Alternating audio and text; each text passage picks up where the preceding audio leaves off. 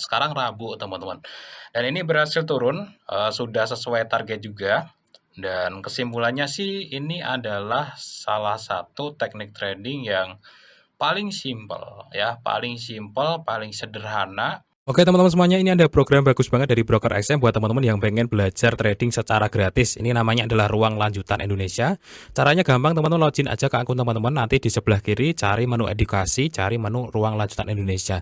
Jadi di sini nanti akan ada live, ada edukasi, dan juga ada webinar yang bisa teman-teman ikuti secara gratis. Jadwalnya ada di sini ya teman-teman. Dan teman-teman juga bisa cek untuk jadwal edukasi live yang akan tersedia di masa yang akan datang. Jadi di sini teman-teman bisa belajar secara gratis di Ruang Lanjutan Indonesia. Ini syaratnya cuman punya akun XM aja ya teman-teman. Oke, untuk informasi selengkapnya teman-teman cek aja link yang ada di deskripsi video ini. Halo Sobat YouTube semuanya, selamat datang di channel ini ya teman-teman. Di video ini saya mau trading lagi, sekalian sharing-sharing sama teman-teman semuanya ya.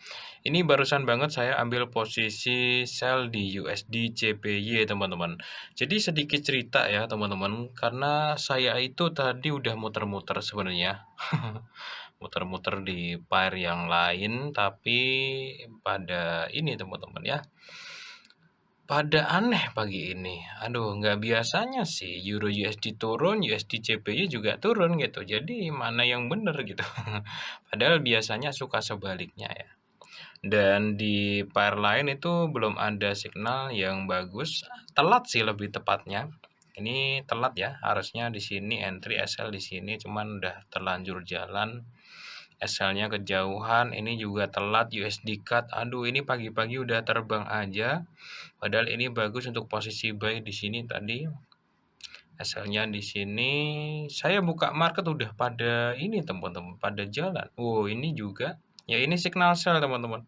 Ya, pin sebelahnya buka turun ini, sell-nya di sini, SL-nya di atasnya dikit sini.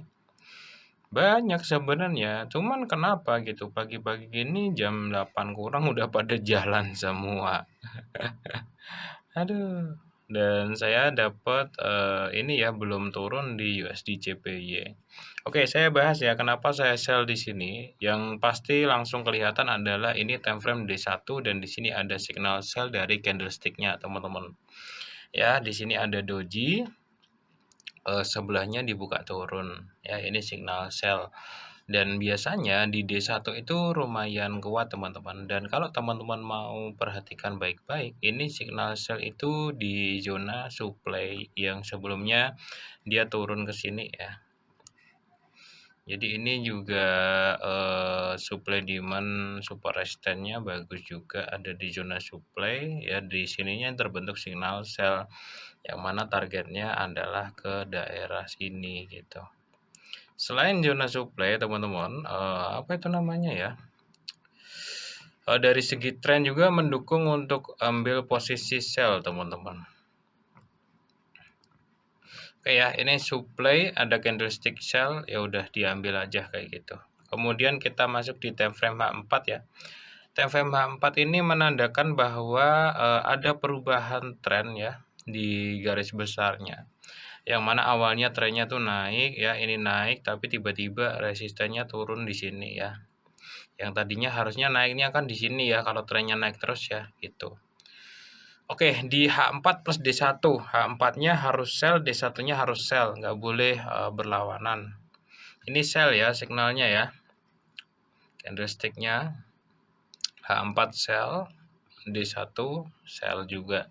Nah, kalau masalah candlestick ya teman-teman harus belajar apa itu namanya pola-pola candlestick, harus ngapalin ya teman-teman.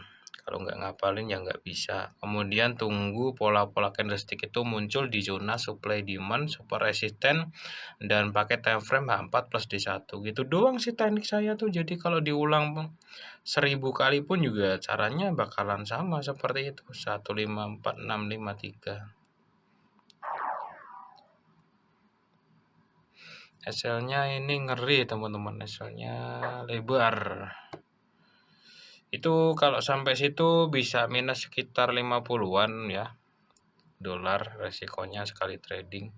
Masalah resiko ini teman-teman atur sendiri aja. Kalian resikonya siap berapa, dan untuk titik lokasi SL ini kan dia kalau break, dia kalau Ini ya sebelah doji ini kalau dia naik hijau itu sebenarnya udah mulai bayar teman-teman, cuman tak longgarin ya, takutnya dia koreksi naik terus turun lagi gitu kan.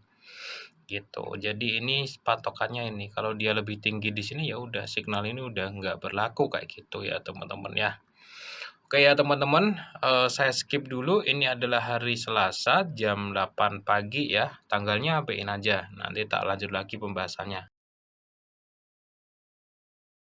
Oke teman-teman semuanya, ini adalah hari Rabu jam 11 siang ya, 11 kurang seperempat teman-teman. Jadi kemarin entry-nya hari Selasa, sekarang Rabu teman-teman.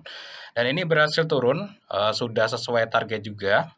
Dan kesimpulannya sih ini adalah salah satu teknik trading yang paling simpel ya, paling simpel, paling sederhana, tapi profitable. Kuncinya sebenarnya di dua ini sih, tapi kalau lebih lengkap ada 4 ya, tapi minimal dua hal ini. Dua hal itu adalah ambil posisi buy atau sell di zona super resisten plus candlestick gitu. Itu adalah teknik trading yang paling simpel ya. Makanya kemarin itu kan di sini kan ada zona supply ya, supply resistance atau supply demand ya. Nah, di sini ada supply. Nah, di sini ada candlestick ya terkonfirmasi turun gitu.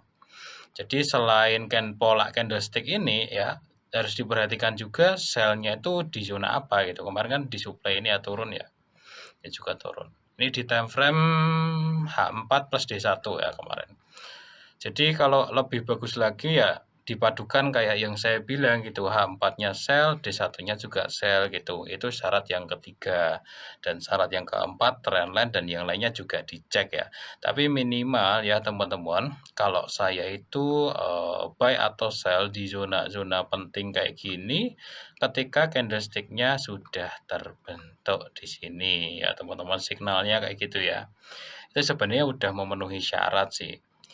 Dan ini saya lakukan secara terus-menerus ya teman-teman, nggak pernah ganti-ganti juga. Jadi saya akan nunggu di super resistance atau supply demand di time frame H4 ya. Kemudian menunggu pola candlestick-nya terbentuk dan saya selaraskan antara H4 plus D1 itu. Itu sih teknik yang saya pakai dan yang terakhir dijaga. Sejauh ini sih kalau saya mentaati itu semuanya, ya asalkan nggak melanggar aturan itu fine-fine aja teman-teman. Ya probabilitasnya cukup bagus ya, misalkan 10 kali itu bisa ruginya mungkin 3 kali bahkan kadang nggak nyampe teman-teman, seperti itu. Oke ya, jadi cukup jelas ya teman-teman, seperti yang saya jelaskan kemarin sih.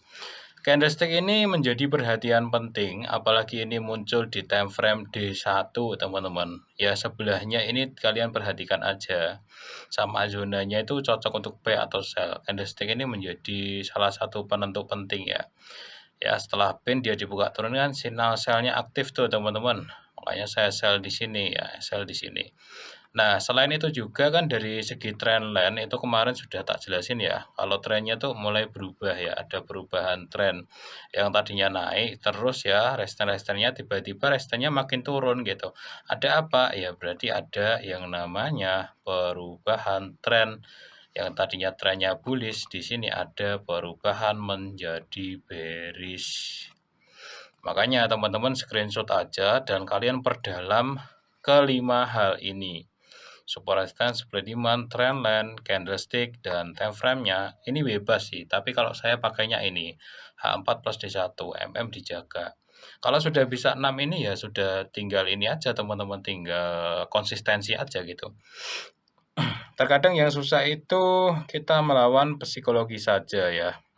Dimana ketika kita nunggu lama nggak dapat kayak gitu akhirnya kita pakai feeling ya akhirnya buy duluan sell duluan kayak gitu sih dan itu yang bikin sering trader rugi itu di situ sebenarnya bukan masalah dia nggak bisa analisa teman-teman bisa banyak dan hampir trader lama itu pasti bisa dengan teknik yang saya gunakan ini akan tapi apakah mereka bisa menahan diri untuk menunggu yang kadang cukup lama gitu ya itu aja sih.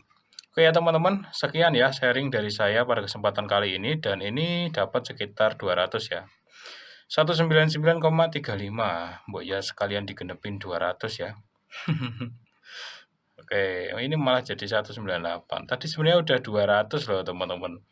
Oke, 199 lagi.